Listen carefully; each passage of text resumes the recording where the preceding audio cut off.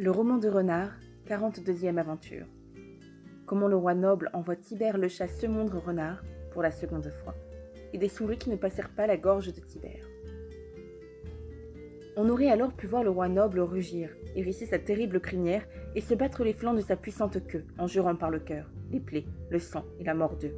« Brun, dit-il, l'odieux et méchant roux qui t'a maltraité n'a plus de composition à attendre. Les plus grands supplices seront encore trop doux pour lui. J'en ferai telle justice qu'on en parlera longtemps par toute la France. Où êtes-vous, Tibère le chat? Allez tout de suite trouver Renard. Dites à ce misérable roux qu'il est à venir sans délai faire droit à ma cour, et qu'il est soin de prendre avec lui non pas un sommier chargé d'or et d'argent pour distribuer, non pas de bons sermons à débiter, mais une hart qui serve à le pendre. » S'il avait été libre de refuser, personne ne vit Tibère sur les chemins. Mais il n'y avait pas d'excuse à produire. Il faut bon gré mal gré que le prêtre aille aux scènes. Tibère, ayant donc pris congé, traverse une vallée qui le conduit au bois, résidence ordinaire de Renard. En découvrant le château de Maupertuis, sa première pensée fut pour Dieu, qu'il réclama dévotement. Puis il pria saint Léonard, patron des prisonniers, de le défendre des méchants tours de Renard. Une chose ajoutait à son inquiétude. Comme il allait frapper à la porte, il vit traverser d'un sapin au frêne le plus proche l'oiseau de Saint-Martin, le corbeau. « À droite !» le cria-t-il. L'autre continua son vol à gauche. De ce triste présage, Tibère conclut qu'il était menacé d'un grand malheur, et cela lui ôta l'envie d'entrer chez Renard. Mais qui peut éviter sa destinée? Appelant donc de dehors. « Renard! Sire Compin, Renard, êtes-vous là? Répondez-moi !» « Oui, » se dit à lui-même Renard, « et pour ta malaventure. » Puis élevant la voix. « Welcome, Tibère, sois le bienvenu, comme si tu arrivais en pèlerin de Rome ou de Saint-Jacques, un jour de Pentecôte. » « Ne m'en veuillez pas, Compin, et ne jugez pas de mes sentiments, d'après ce que j'ai mission de vous dire. Je viens de la part du roi, qui vous hait et vous menace. Chacun à la cour se plaint de vous, brun et isengrin avant tout.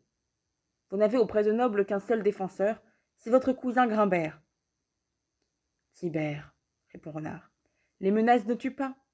Qu'ils aiguisent leurs dents sur moi, je n'en vivrai pas un jour de moins. Je prétends bien aller à votre cour. J'y verrai qui voudra lever clameur contre moi. Vous ferez que sage, beau sire, et je vous le conseille en ami.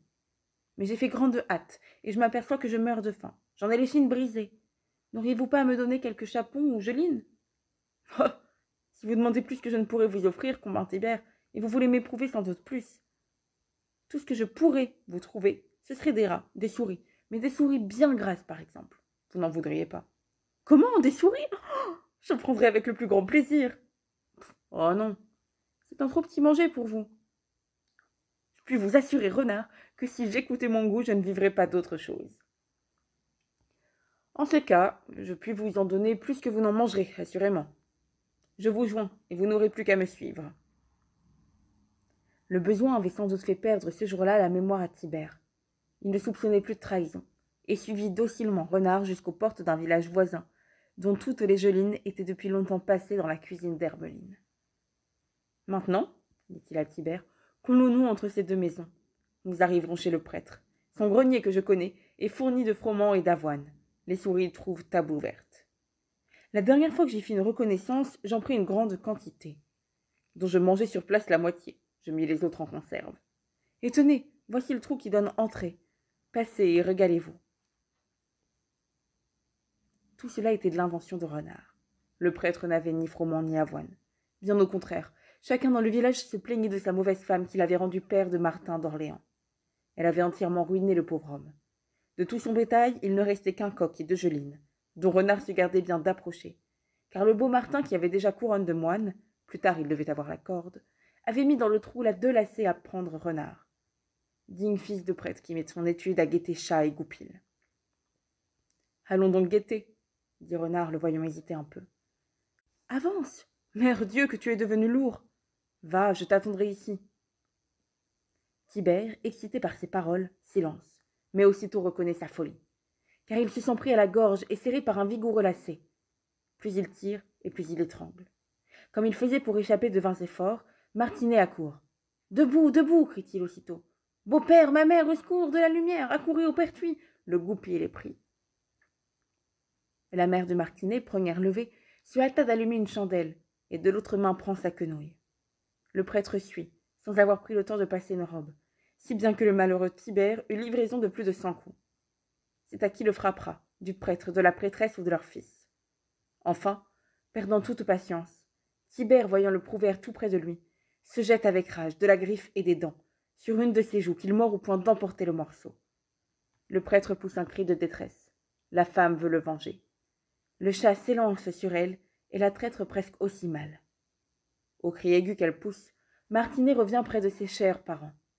Mais Tibère, à force de travailler, parvient à ronger le lacet et se sauve roué, meurtri, mais vengé de ses bourreaux. Que ne peut-il aussi tirer vengeance de Renard? Mais dès que le traître avait vu Tibère dans le piège et Martinet criant haro, il avait repris le chemin de son logis. « Renard, disait Tibère, que jamais Dieu ne te prenne à merci. Pour moi, j'ai mérité tous les coups que je viens de recevoir. Comment ai-je pu me laisser encore tromper par ce puant roux? Au moins, toi, méchant prêtre, tu te souviendras de moi.